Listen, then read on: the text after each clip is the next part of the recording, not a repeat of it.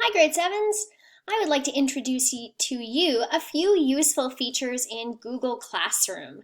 Now, I know that during our first week of distance learning, some of you were really frustrated with the amount of emails you were receiving from Google Classroom.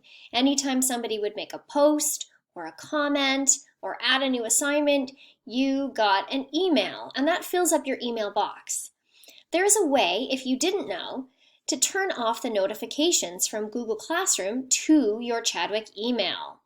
Now, if you take a look in your Google Classroom where you have all of your different classrooms available here, at the top, right by the icon that says Google Classroom, you can actually click on this little set of lines here, and this gives you a bunch of options. You can look at your classes, it takes you to calendar, it's got all of the classrooms that you might be enrolled in.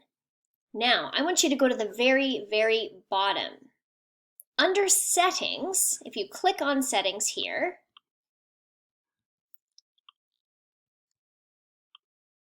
what this does is it actually takes you to the settings of your specific Google Classroom. And if you look here, it says Notifications. So look at all of these different things that you might currently be receiving notifications for in your email. So you can come up here and you can actually turn that off, which means, look at this, no more notifications at all.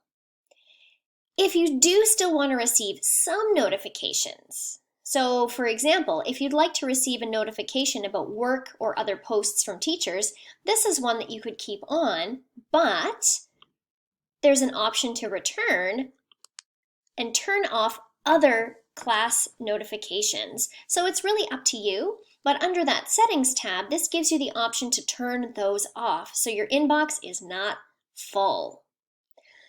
Two more useful things to know about this area of Google Classroom is if you come back up here in the corner and you click on those three little lines again, if you take a look here under Calendar, this shows you a nice overview of your week. So if teachers have put in assignments or work that they would like you to complete, and they give it a deadline and a date, it will pop up here in Google Classroom. So you're able to actually see which classes and what work is required. Last but not least, we're going to go back to this little bar here. You're going to scroll down to your enrolled section and it says To Do. If you click on this, this gives you a really nice list of all of the things that are put into Google Classroom that you've been asked to do. And you can sort this based on what classes you would like to look at. So Google Classroom makes a really nice little to-do list for you. So, lots and lots to look out for here in Google Classroom.